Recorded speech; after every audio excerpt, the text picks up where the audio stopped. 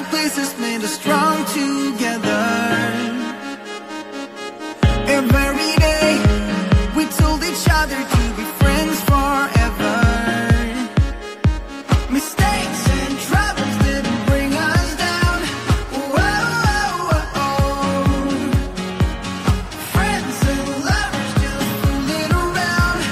Whoa, whoa, whoa. We got the passion, we got the love. The night is young and we will not fall. You better follow us and spread the word. We got the passion, yeah, we got the love.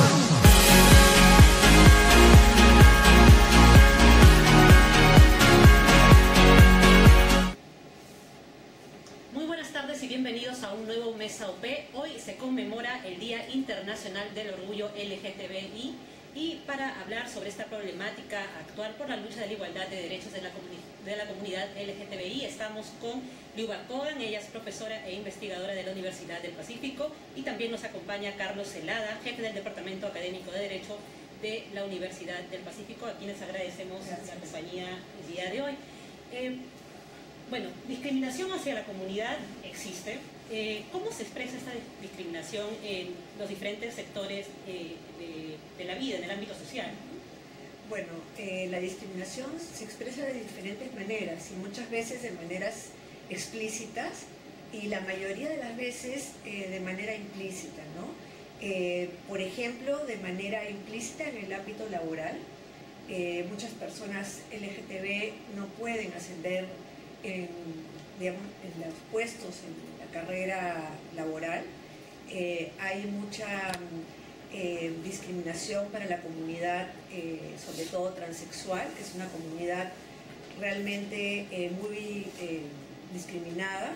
Por ejemplo, en el ámbito laboral no tienen oportunidades, incluso las personas que tienen una formación académica, porque no existe la posibilidad, no es muy fácil cambiar de nombre en el documento de identidad. Entonces, es una de las comunidades con mayor discriminación en todo ámbito. Y, bueno, de manera explícita están los insultos y la violencia más radical, ¿no? Más física incluso. Yo creo que también esta discriminación tiene que ver mucho con los estereotipos que existen alrededor de los hombres y mujeres en la sociedad, y específicamente en la sociedad peruana, y que tiene que ver mucho con esto que está además tan de moda ahora de escuchar, que tiene que ver con los estereotipos en torno al género, es decir, las expectativas sociales que pueden existir en torno a la idea de ser hombre y de ser mujer. Cuando una persona pertenece a la población LGTBI, normalmente rompe esos parámetros de normalidad que se han creado socialmente.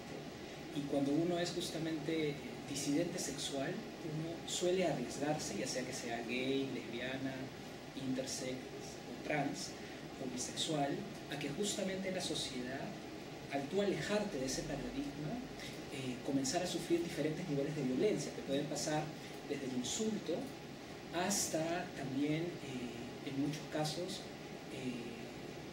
agresiones físicas y muchas veces la muerte, ¿no? La estadística, que es una estadística no oficial, porque el Estado peruano no tiene una estadística oficial sobre las personas que sufren violencia por pertenecer a la población LGTBI, son estadísticas no oficiales, muestran que han muerto ya cerca de 100 personas en los últimos 10 años, ¿no? Por razones que estarían justamente ligadas al hecho de expresar abiertamente su orientación, su identidad de género o sus características sexuales diversas. Sí, yo agregaría una cosa bien importante, es que la sociedad peruana es sumamente conservadora, ¿no? Y la discriminación hacia la población LGTB es una de las muchas formas de discriminación, ¿no? Entonces sería bueno también darnos cuenta que en nuestro país la discriminación tiene una característica muy fuerte, porque justamente se junta a otras formas de discriminación, ¿no? Entonces uno puede entender la violencia en los insultos, en las formas de incluso del homicidio, ¿no? Que es lleno de odio, porque son estas disidencias que menciona Carlos, que se juntan a otras disidencias, ¿no? Y entonces la población de alguna manera digamos, se siente vulnerada por la inseguridad que tienen muchas personas respecto a las formas diversas de ser, y en este caso relacionadas con la sexualidad, ¿no? Esto la gente lo siente como una afrenta personal, porque justamente lo que está haciendo la población LGTB es mostrar como un espejo a la otra persona lo que uno es, ¿no? Y entonces mostrar que hay diversidades, ¿no? Hace que las personas se sientan inseguras porque normalmente no cuestionan su propia identidad en cualquier ámbito de la vida. De alguna manera, la visibilidad de las personas LGTBI pone también en tela de juicio como que las bases de cómo está construida socialmente, ¿no? Justamente nuestro espacio familiar, nuestro entorno más cercano de amigos. Y es por eso que en el Perú además uno puede, creo que, ser muy consciente que ser visible cuando uno es sexualmente diverso es peligroso, ¿no? Porque uno se expone a muchas formas de discriminación que pueden pasar desde lo laboral a una cuestión cotidiana, como puede ser sufrir bullying en el colegio. Y ahí es donde se hace muy importante que las organizaciones puedan ser conscientes que las personas que pertenecen a la población LGTBI están allí, y que es muy importante que como parte de la proyección de su propio sentir puedan sentir la seguridad de ser ellos y ellas mismas con confianza en los diferentes espacios donde interactúen. Es muy importante el rol de las organizaciones y obviamente también del Estado, que tiene que enviar un claro mensaje que la diversidad no puede ser ni considerada una patología, ni un crimen, ni mucho menos que puedan haber licencias sociales para que esa diversidad pueda poner en peligro tu vida. La inclusión o el respeto hacia la comunidad implica también la responsabilidad o más acción de parte, como tú decías, de todos los actores de la sociedad. ¿Tú dirías que o ustedes dirían que hay un avance o ha habido algún avance que se exprese de manera que se pueda ver por parte de estos actores? Yo creo que el avance está en la propia población LGTB y la gente que apoya la diversidad en términos de las redes sociales, ¿no? Hay muchas páginas, muchas plataformas de expresión, que esto es muy importante, ¿no? Yo creo que, bueno, desde el Estado, Carlos seguro va a hablar más sobre esto, hay legislación, pero de la legislación al comportamiento de la gente hay una brecha muy, muy grande, ¿no? Y diría que en el sector privado se ha avanzado muy, muy poco. Un estudio que hice sobre discriminación en empresas grandes, el sector o el grupo más discriminado es el grupo de la población LGTB, la población afroperuana,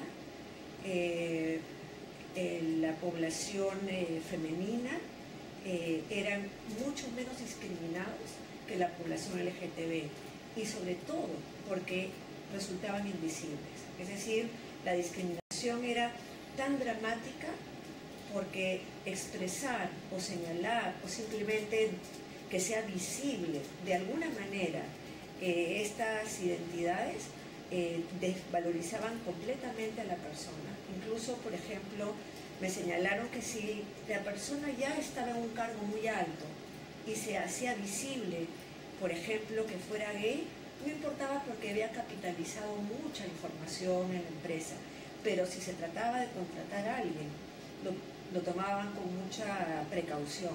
Incluso los ascensos mencionaban estas formas de discriminación, pero ahí lo importante es que digamos, en una organización la discriminación no es abierta, porque hay sanciones institucionales de alguna forma, por ejemplo de la violencia o el insulto, sea cual fuera, pero la violencia es una violencia dramática porque no se hablaba. Entonces eran gestos, eran actitudes, era no considerar a las personas en los grupos de trabajo o en los grupos sociales. Entonces es una discriminación muy dura porque implica negar la propia identidad, ¿no? Y como decía Carlos, si la expresas, recibes una sanción muy fuerte. A nivel legislativo, el Perú es uno de los países que tiene más retraso en comparación con el mundo y también con nuestros propios vecinos aquí en América Latina o en América del Sur. En este momento hay proyectos de ley que son interesantes en el Congreso, que están en discusión a nivel de las diferentes comisiones que van a evaluar si esos documentos pasan a una discusión al Pleno. Dos son muy conocidos, el proyecto de unión civil, el otro es el proyecto de matrimonio igualitario y el otro es el proyecto de identidad de género, que curiosamente apuntan hacia la posibilidad de que las parejas estables del mismo sexo puedan tener un reconocimiento formal por parte del Estado, lo cual a su vez también implica repensar la categoría de familia, ¿no? Familias diversas, ¿no? Que normalmente han sido invisibles, ¿no? Existimos, pero somos invisibles para el Estado. Un esfuerzo interesante que ha hecho el Estado, por ejemplo, en la última encuesta que hizo el INEI, fue pensar en hacer una suerte de censo de las personas LGTBI. Vamos a ver, porque también el Estado tampoco conoce cuántas personas sexualmente diversas hay en el país, ¿no? Es un esfuerzo importante que ha hecho el INEI, pero digamos, los otros tres temas que les conversé, que son proyectos de ley, están todavía a nivel del Congreso y también de alguna manera son una temperatura del nivel de conservadurismo de nuestra sociedad, porque cuando uno escucha el nivel de la discusión, no es un nivel de discusión académico, técnico, sino que está profundamente marcado justamente por estos prejuicios, que hacen justamente pensar que tenemos mucho que trabajar, no solamente a nivel más técnico, sino a nivel más cotidiano, ¿no? Y de ahí la importancia del trabajo de los padres, del trabajo de los familiares y del trabajo de quienes estando en organizaciones, como por ejemplo la universidad, puedan hacer sentir a sus trabajadores, a sus profesores y a sus alumnos que este es un espacio seguro para ser diverso, que la diferencia no va a tener ningún tipo de represalia en tu performance en este lugar. Yo quisiera agregar, hablando de instituciones, el papel de la Iglesia, ¿no? Que es un papel, por lo menos en el caso de la Iglesia peruana, muy fuerte en influir, en hacer lobbies para que muchas de las leyes o proyectos de leyes no se aprueben, ¿no?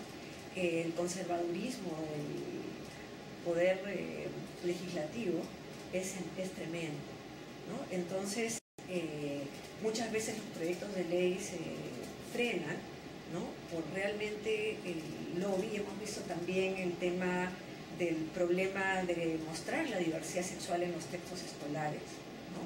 Y hemos visto cómo la población, un grupo de la población realmente pues es una visión, una temperatura, un ejemplo de cómo tenemos en la población peruana gente que se niega a siquiera mirar o aceptar la diversidad y le exige al Estado, ¿no?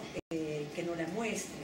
Entonces, digamos, este es un problema bastante serio porque la Iglesia, repito, tiene mucho poder para influir, para detener leyes, ¿no? Esto, digamos, afecta a muchísimas personas y de alguna manera también incide en otras instituciones, ¿no? Como dice Carlos, a nivel de las empresas, a nivel de las universidades, en algunos casos hay algunos movimientos juveniles, ¿no? Apoyados por un grupo de profesores, pero a nivel institucional todavía pensar en que la gente pueda manifestar su orientación sexual es algo peligroso, ¿no?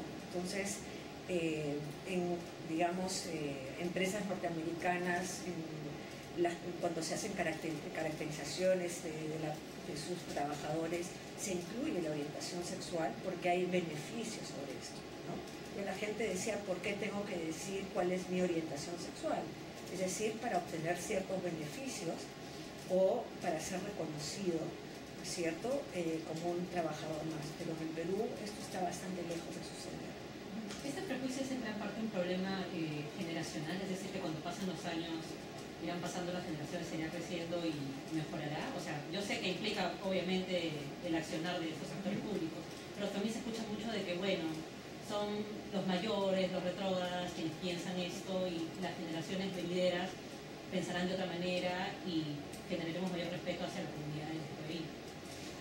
Mira, algunas encuestas han mostrado que generacionalmente las personas se vuelven más tolerantes, no tanto más respetuosos, ¿no? Y la tolerancia se va achicando mientras la persona LGTB está más cerca a ti. Es decir, se le pregunta, ¿te parece bien que haya personas LGTB? Sí, ¿por qué no? Pero cuando dicen, si tu hermano fuera gay, transexual, intersexual, ¿qué dirías? Uy, ¿no? Eso sí no me gustaría, o sería algo terrible para la familia. Entonces, yo diría que lo que sí vemos es más manifestaciones de jóvenes de diferentes comunidades, y esto sí es interesante, importante, pero yo no estoy segura, y no estamos seguros, creo, si esto es algo generalizado, ¿no? Y creo que en parte también el papel de los colegios religiosos y de las familias conservadoras tiene un papel, y agregaría también los medios de comunicación, ¿no? Los medios realmente tienen una visión. Si es que aparecen personas de la comunidad LGTB, aparecen en unas situaciones bastante denigrantes. Yo creo que algo que es interesante de esta generación de chicos que ahorita tienen 18, 19, 20 años, a diferencia de nuestra generación, es que ellos han estado expuestos a modelos de diversidad como no estuvimos expuestos nosotros. Y eso, creo que la exposición a lo diverso también condiciona mucho tu mirada y tu prejuicio.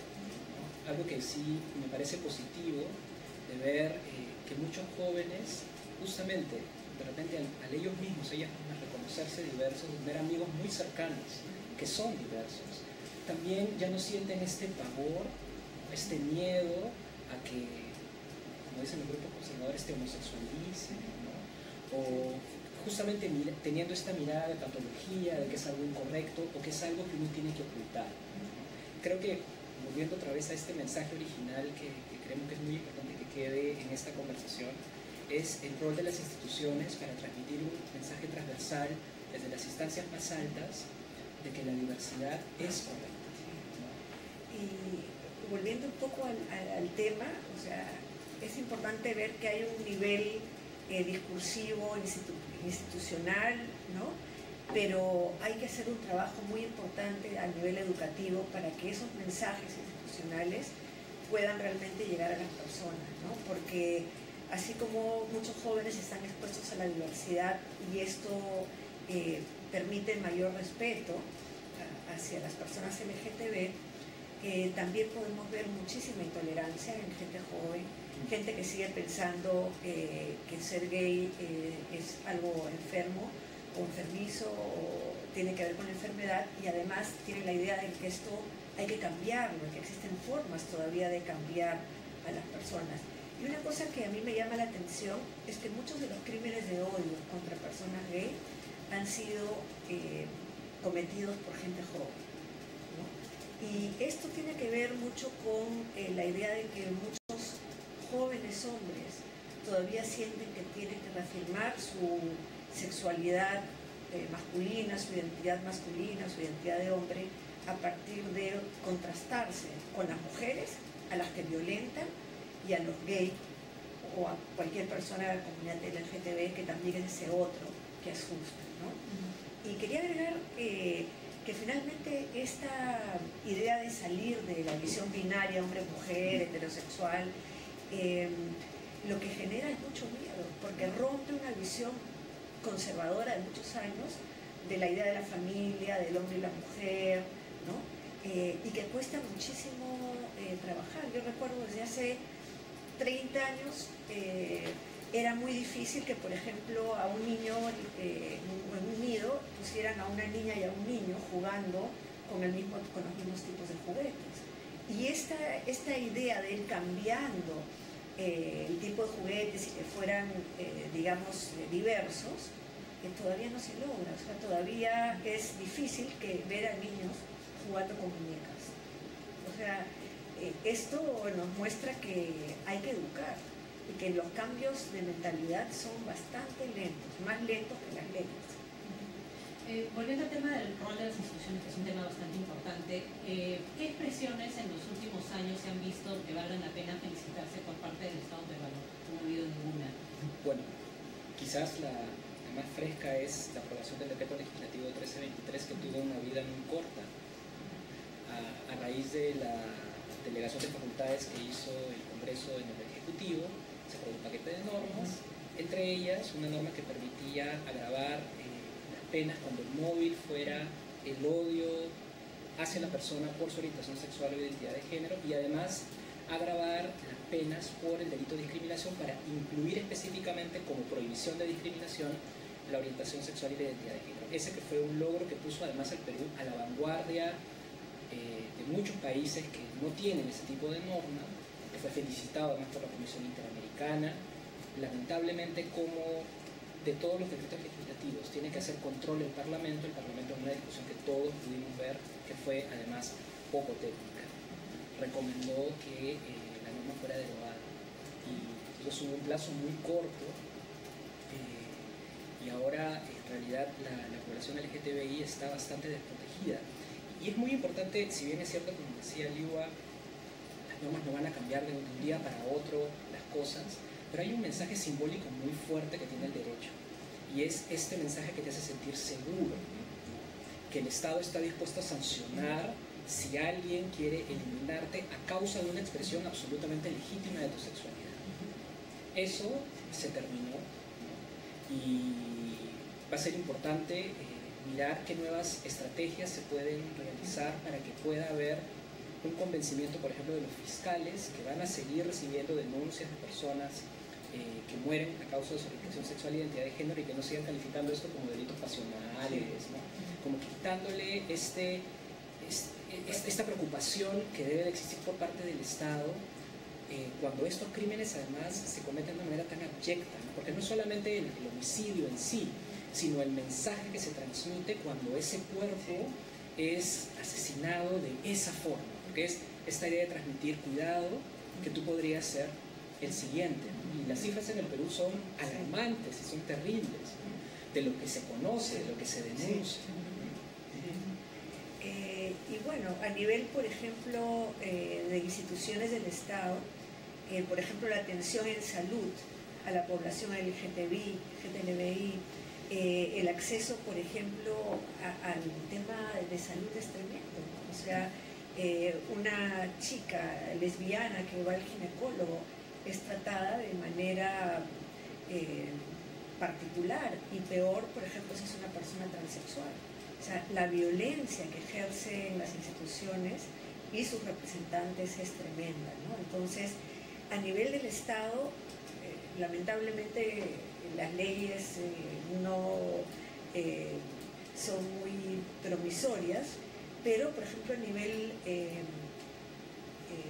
digamos, del sector privado, sí hubo algunos casos interesantes de empresas que, digamos, permitieron que sus gerentes o altos gerentes, sobre todo mujeres, mostraran públicamente su identidad sexual. Por ejemplo, personas lesbianas que tenían altos cargos en las empresas, y las empresas apoyaron esta iniciativa de visibilizar a sus trabajadores con sexualidades disidentes, digámoslo así, ¿no? Entonces, son chispazos, ¿no?, en un entorno todavía demasiado conservador, y no solo conservador, con mucho temor, y de ahí estas maneras abyectas de insultar, de asesinar, de obligar a la invisibilización, ¿no? Entonces, creo que son estas cosas que se van juntando y que hacen que nuestro país esté a la saga, digamos, de lo que está sucediendo en otras partes del mundo. ¿Cuál es la situación en otros países? Nos decías que estamos en la cola, los últimos del ranking en América Latina. ¿Cómo están nuestros países vecinos en legislación? El Perú es uno de los 4 países de América del Sur que no tiene una sola norma que permita proteger, por ejemplo, a parejas estables del mismo sexo, ya sea fórmula de unión civil, unión solidaria o igualitaria. El Perú es uno de los 4 países que no tiene, o sea, 2 personas que viven juntas, que han establecido proyectos de vida, son roommates para la legislación ¿Qué peruana. otros 3 países son esos? Venezuela, Paraguay y Bolivia. El resto de países tiene por lo menos algún tipo de fórmula que permite proteger a parejas estables. Eso hablando de personas homosexuales. Para temas trans, la cuestión es mucho más dramática, ¿no? Sería ideal que el proyecto de ley de identidad de género se apruebe que además propone que las personas en el Perú no tengan que ir al Poder Judicial para hacer este cambio, o adecuación, en todo caso reconocimiento de su verdadera identidad, sino que lo hagan administrativamente. En el Perú, de hecho, una investigación que hicimos en paralelo, Liuba y yo, mostraba que una persona trans que quiere el reconocimiento de su nombre o de su sexo en el documento de identidad tiene que pasar por procesos judiciales que pueden durar 7, 8, 9 años, con una incertidumbre tal que podría inclusive llegar a un resultado negativo, y en donde nuevamente los operadores de justicia trabajan profundamente marcados por estereotipos justamente en torno a la expectativa social de lo que significa ser hombre o ser mujer. Las discusiones en estos litigios son espeluznantes en términos de lo poco informado que están tanto jueces como abogados, ¿no? Y la posibilidad de una persona transexual de reconocimiento de su identidad y de su nombre genera que incluso personas con educación superior lleguen a vivir en una pobreza extrema porque no consiguen trabajo. Es decir, las personas son realmente expulsadas del trabajo cuando, por ejemplo, hacen una reasignación de sexo, un cambio de nombre o de apariencia física, ¿no? Entonces sí, este es un problema bastante serio, y si hablamos de la población con educación superior, es tremendo en el caso de las personas que no logran siquiera acceder a la educación, ¿no? Y hay cifras que son mucho mayores al 70% de personas transexuales que tienen que dedicarse al trabajo sexual porque no han tenido acceso a la educación y porque no pueden ejercer otro tipo de labores, porque simplemente son expulsados de cualquier institución en la que quisieran trabajar. Finalmente, ya para terminar, ¿qué se puede hacer? ¿Qué podemos hacer nosotros para generar respeto? Y fue algo que me gustó que me lo dijeras antes de empezar este Facebook Live, que no es lo mismo tolerancia que respeto. Me gustaría que se lo expliques a la gente que nos está viendo.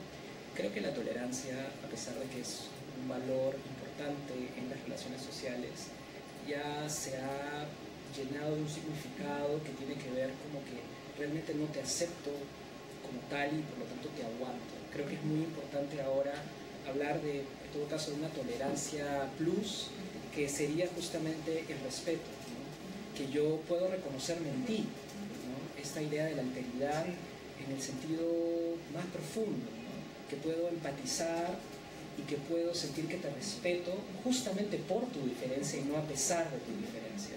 Yo creo que un mensaje que podemos dejar para quienes nos están viendo en vivo es que justamente tenemos mucho por trabajar, pero podemos empezar desde las personas más cercanas que tenemos.